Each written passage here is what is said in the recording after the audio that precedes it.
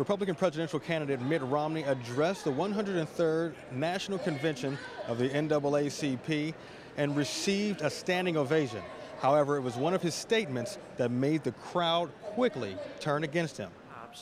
We have to stop spending over $1 trillion more than we take in every year. And so to do that, I'm going to eliminate every non-essential, expensive program I can find. That includes Obamacare, and I'm going to work to reform and save.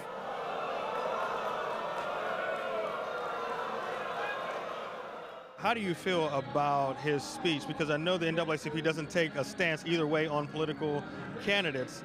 However, something that the NAACP stands strong on is health care, and I just want to get your take on what he said in his speech.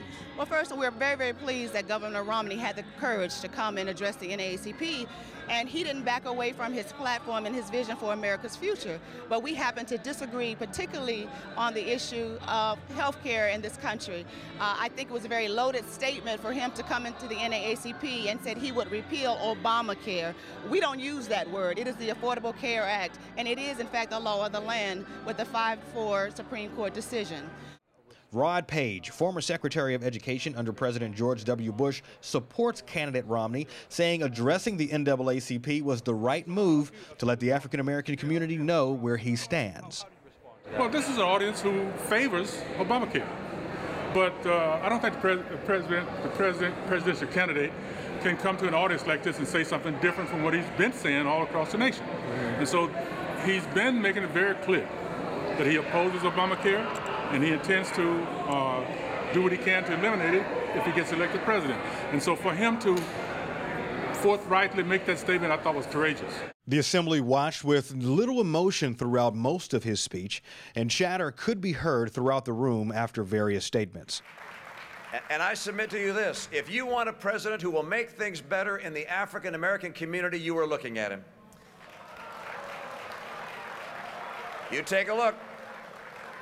What are your feelings? I mean, because it seemed like it was lukewarm at best. I would say it was tepid at best. And I think that's a clear indication that at least this group of African Americans are likely to reject the prescriptions he laid out for us: charter schools, getting rid of Obamacare, trashing labor unions. That's not what the NAACP has stood for, and I don't think it's what most black Americans stand for. Despite any visible opposition towards his views from the convention floor, Romney ended his speech on a high note. Of all that you bring to the work of today's civil rights cause, no advantage counts for more than this abiding confidence in the name above every name. Against cruelty, arrogance, and all the foolishness of man, this spirit has carried the NAACP to many victories. More still are up ahead.